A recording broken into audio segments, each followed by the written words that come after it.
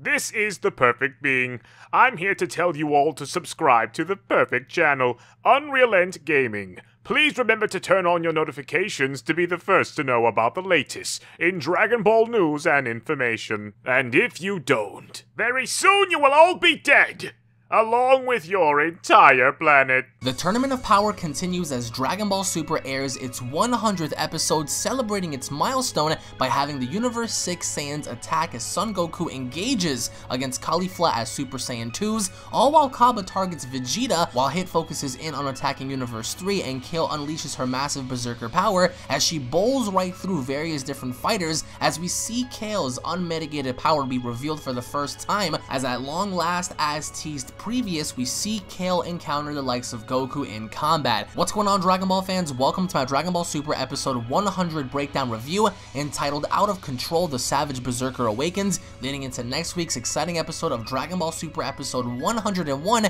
and what's promised to be another very interesting episode, if anything, just as interesting as what we got tonight, as we get to see Goku team up with unexpected fighters in order to combat the likes of the Pride Troopers. And a quick plug before we begin: if you guys are new to this channel, don't forget to hit that subscribe button and turn on notifications. That way you guys can be notified whenever a Dragon Ball video is posted onto this channel. Hashtag notification squad. And if you guys are not following me at Twitter, be sure to go on ahead and follow me at Twitter at UnrealEntGaming to stay up to date with all the latest in Dragon Ball. Dragon Ball Super episode 100 is now officially in the history books, showcasing one of the best episodes within the Tournament of Power as we head into Dragon Ball Super episode 101, showcasing the Pride Troopers having to go up against Goku, Android 18, Android 17, Kale, Caulifla, and Cabba, as we see the Pride Troopers take offensive action as ordered by Jiren, as Goku challenges Jiren, but instead the Pride Troopers are now on the offensive, taking action against our heroes, as we also get to see a definitive moment occur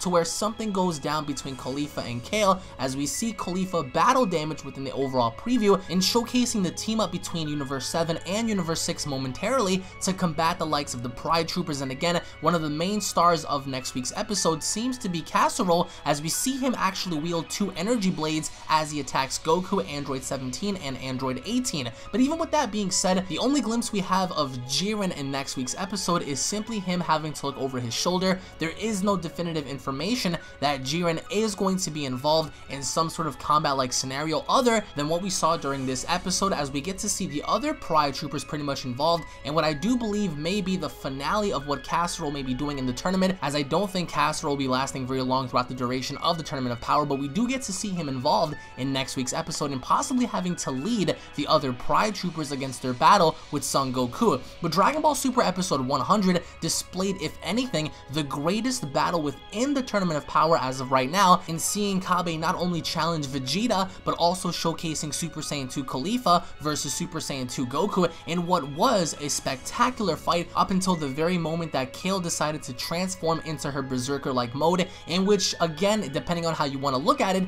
kind of is torn between the community. Some people agree with the situation, other people, or most people, disagreed in having the idea of Kale withstand a Super Saiyan Blue Kamehameha to the face, copying and pasting the exact same formula, the exact same scene as we saw during the first Broly movie, when Broly originally grabbed Goku by the skull and said, "What was that supposed to be, Goku?" That was the exact same thing we saw here, and I don't care what anybody says, an incoming rant, I don't care what anybody says, even while restricted as a Super Saiyan Blue with God Ki in his body, there is no way, and I don't care how many times Goku wants to hold back to preserve his power or hold back and not killing someone, there should be no way that someone should easily, with complete and utter ease, bowl right through and walk through a Super Saiyan Blue Kamehameha with complete ease in having to extend their hand out of the blast and grabbing Goku by the face and thrashing them all over. I get it, it's the whole Broly concept, which was great in seeing Kale having to grab Goku and pretty much do what Bruce Banner did to Loki in the first Avengers film and trash him around the ring and throwing him around and smashing him through the ground. If you want to ask me, I think that Kale performed much better than how we saw Broly do in the first movie, as we saw Kale pretty much punch Goku around. Even though Goku at first was dodging her attacks, we see once she finally caught on, she grabbed Goku by the leg, she was tossing him around, she was was punching him through rocks. She was pretty much in pursuit of Goku because of what Goku did to Caulifla. We saw how Goku was engaging with Caulifla in winning, and that pretty much triggered Kale because Kale wasn't able to do anything in preventing Goku from further damaging her master, her teacher, and in which triggered her, ultimately enough, as we saw in the episode, for her to say Son Goku, Son Goku, Son Goku. And overall, the fight sequence was amazing. The only thing I personally disagree with was having Kale pretty much truck right through the blue Kamehameha. It would have been way different if Goku did that in his Super Saiyan 2 form or his Super Saiyan 1 form. That would have been a bit more reasonable, as everyone in the tournament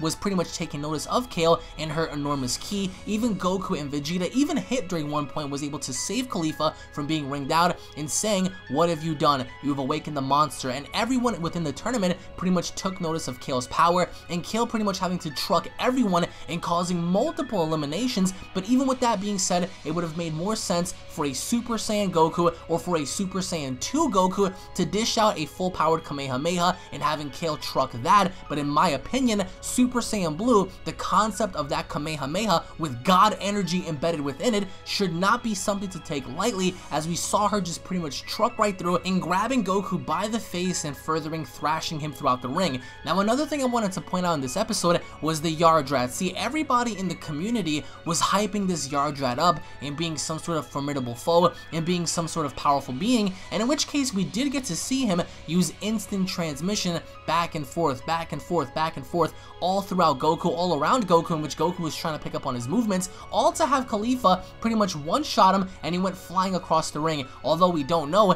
if he has been eliminated, the fact still stands that the Yardrat pretty much got one-shotted by Universe 6's Caulifla, so that wasn't pretty much impressive at all. We all assumed that maybe the Yardrat was going to have some sort of shine during this entire tournament, but in fact he got one-shotted, so who knows if we're going to see him again. I'm pretty sure we are, but having to use that instant transmission, it actually came in handy, and we see how Goku was trying to register and follow his movements until Caulifla came out of nowhere and one-shotted him. And again, another person that I want to talk about one-shotting people was Hit. Hit in this tournament setting, Hit during this episode was absolutely amazing because Hit was actually able to dismantle and destroy and ring out Nariyama, in which he in fact used Time Skip. So Time Skip is confirmed to work in the World of Void within the Tournament of Power, as many people originally assumed that Time Skip was not going to be able to work within this setting, but in fact it looks like Hit is able to use Time Skip and slowing his opponent down and knocking them out. And despite even having to knock out his opponents, we also get to see Time Skip in use, as Hit was able to use Time Skip, prevent Caulifla from falling out of the ring, which again comes very useful because Hit can easily save his partners if needed, if they're in trouble by any means, so that can actually come in handy. But towards the end, we get to see how at long last the only person to take initiative or any action against Kale was Jiren. And I personally love the overall engagement for this because one of Jiren's own Pride Troopers, the Charmander dude, was eliminated by Kale, as we see him pretty much wrap this lasso around her and seeing her break it, and then engaging in a fist-on contest as she punches him out the ring. And then at that given point, she begins to cry out for Son Goku, and then at that given point, Jiren steps in and Jiren one-shots her, not out the ring, but out of her form, in which case you have to consider this. If the Super Saiyan Blue Kamehameha wasn't enough to knock her out of the form, and Jiren's little blast was, you have to consider as to how strong Jiren actually is, as he effortlessly shot Kale out in the distance as she dropped on down. And the most epic moment, I think, was towards the very end, as we see Hit take his hands out his pocket, and he was about to engage in combat against Jiren until Goku arrived and saying, "Yo," and that pretty much caused Caulifla, Kale, and Hit to retreat back as they wanted to formulate another plan. So we see them disappear in the smoke as Jiren and Goku have an amazing stare down, which is going to lead into Dragon Ball Super episode 101. And I do also want to point out Cabba, and Cabba having to eliminate two people effortlessly as they charge right towards his direction, one of them in which having to be Universe 3's Nagirishi, who I thought was going to be a very key player for Universe number 3, given the fact that he does have the ability to become invisible. But it looks like Cabba completely one-shotted two people and just knocking them out of the ring, and then having to see him throw down with Vegeta. It was very amazing because Cabba transformed into a Super Saiyan as he acknowledged Vegeta, but the only downside to that was we didn't get to see them fight. So maybe in fact they are building up and having Cabba fight Vegeta down the line, because we get to see them about to engage, but the primary focus here was Caulifla and Goku, Caulifla and Kale, Kale and Goku, as Caulifla actually took interest for Goku Super Saiyan Blue, as Goku pretty much told her, nah, I can't teach you, it's not as simplistic as you think it is. And Caulifla got really mad and pretty much buffing up because she's pretty much told Kale to transform as well, and Kale didn't know how to do so. She was trying to figure out how to tap into that power again, but she wasn't able to. She wasn't able to tap into that reserve, and then at that given point, we get to see Caulifla pretty much transform into a buff-like state, in which Goku even pointed out that she's become way too slow, and she pretty much can't compete with Goku in terms of speed, which again, having to look at it makes complete sense in having to see her in her buff-like state competing against a very experienced Super Saiyan 2 Goku. But the only thing I felt about this episode that was off was seeing that Kamehameha tanking, because again, having to look at Kale, we don't really know the extent of her powers as to where she scales between Super Saiyan 1, Super Saiyan 2, Super Saiyan 3 even, and especially after seeing what she did in this tournament, she was very impressive in eliminating multiple people and pretty much pursuing Son Goku. But again, I felt as if it was a direct copy and paste from Broly. For me, they could have done something a bit more original in seeing something play out differently between Kale and Broly's character, and having to give her more character development, more dialogue, and seeing more personality come from her. But again, having to compare Kale to Broly, I think Kale did a bit more damage in this tournament than how Broly did in the movies. And again, we're about to see more from Kale in this tournament as we go into Dragon Ball Super episode 101, in which I feel we're going to see a bit more of the utilization between the androids, as for the first time, we're going to get to see androids 17 and 18 cooperate and work together within this tournament, as we see them early on pretty much evading and dodging several key blasts directed towards them. But I think the highlight for me was definitely seeing Goku versus Caulifla in engagement, and again, even the engagement between Kale and Goku, until of course we saw the Kamehameha sequence. But towards the end is what I feel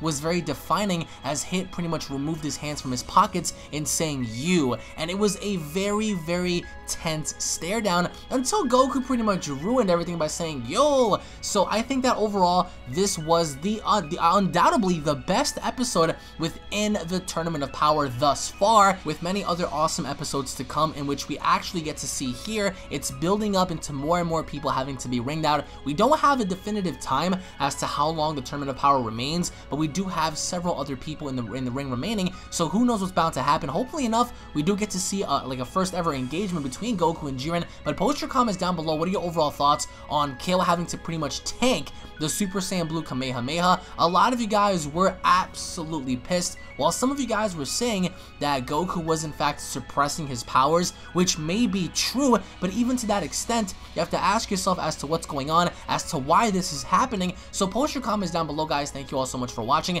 If you guys are Dragon Ball fans, don't forget to subscribe and turn on notifications. That way you guys can be notified whenever a Dragon Ball video is posted onto this channel. Hashtag notification squad. If you guys enjoyed the episode, if you guys enjoyed the review, don't forget to go on ahead and punch that like button. Tune back in for more. Dragon Ball Super episode 101 is debuting next week, in which will be a Pride Trooper based episode, and seeing the troopers go up against Goku, 17, 18, and various others. So post your comments down below, guys. Thank you all for watching. Tune back in for more, and I'll be seeing each and every single one of you guys down in the comment section below. Have a great day, guys. Peace.